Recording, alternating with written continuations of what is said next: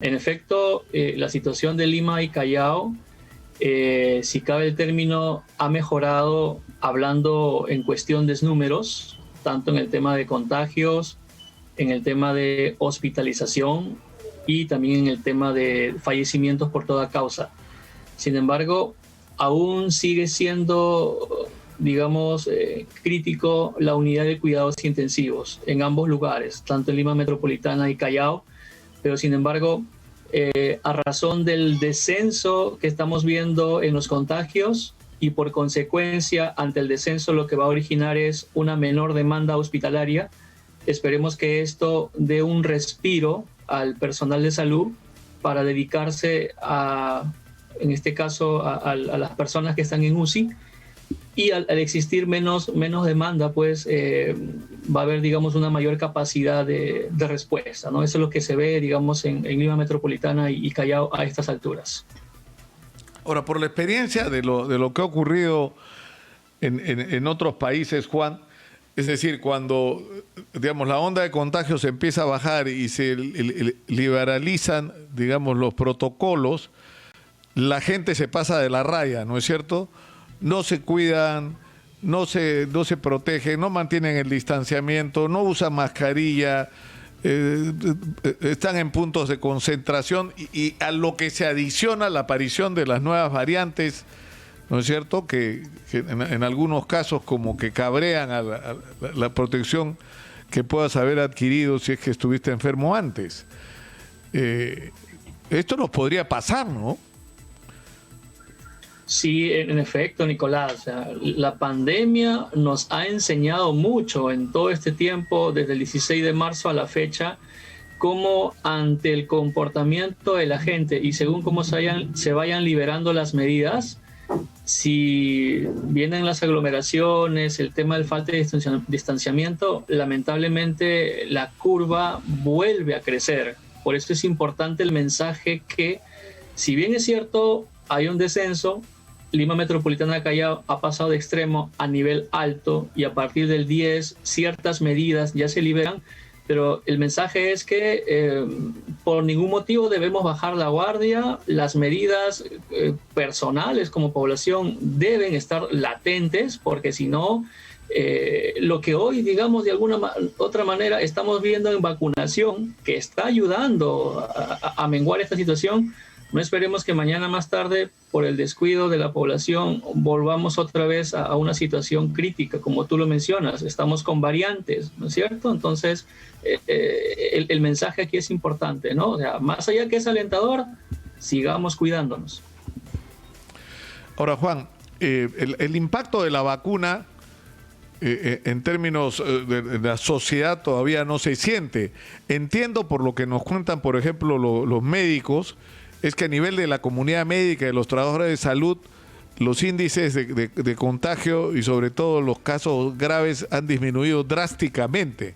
Pero ¿cuándo podremos ver, o sea, en qué momento vamos a sentir el efecto de la vacuna? Es decir, en términos de que bajan los contagios y la gente hospitalizada. Sí, normalmente esto es tras la segunda dosis, 14 días después.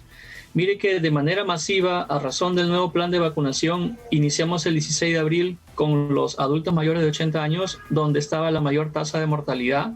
Entonces, este grueso que ha sido vacunado, que actualmente representa cerca del 35% a nivel nacional, para la segunda o tercera semana de mayo, cuando ya hayan pasado 14 días después de la segunda dosis, podamos ya ver un efecto más certero. Hablo en el contexto nacional.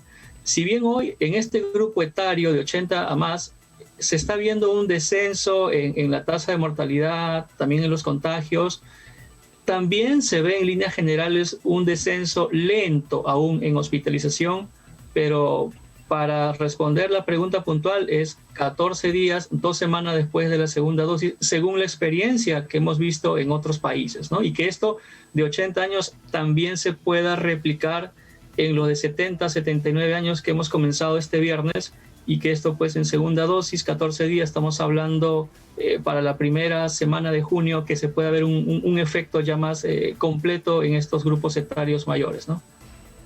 Ahora, Óscar Ugarte, ministro de Salud, decía que no hay que tener una mirada del COVID en el Perú, sino distinguir cómo el virus va desarrollándose y presentándose en las diferentes regiones, o sea, y por lo tanto eso supone diferentes estrategias. O sea, ¿qué es lo que está pasando en el interior del país?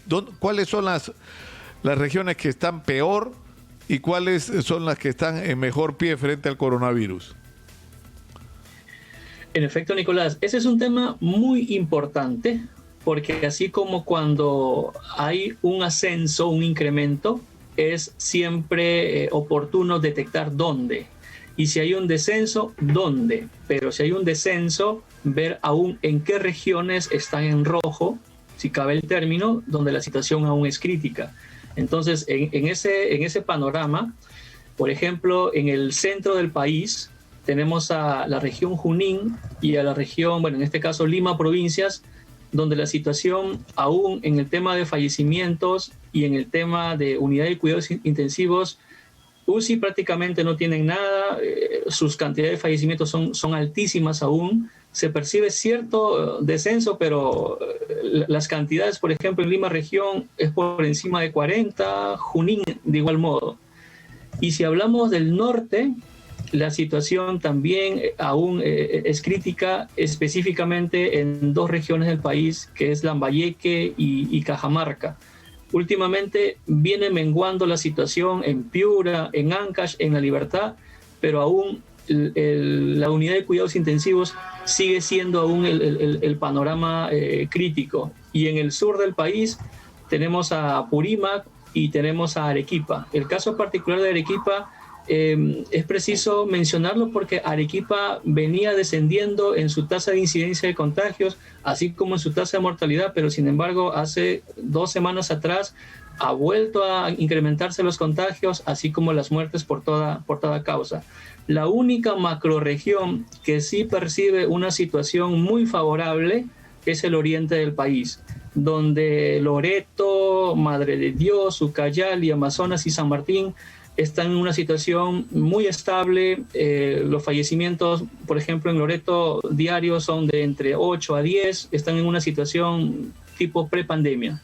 Entonces, en líneas generales, aún el norte del país, el centro del país y el sur, hay ciertas regiones donde pues aún hay lugares donde la situación es crítica, ¿no?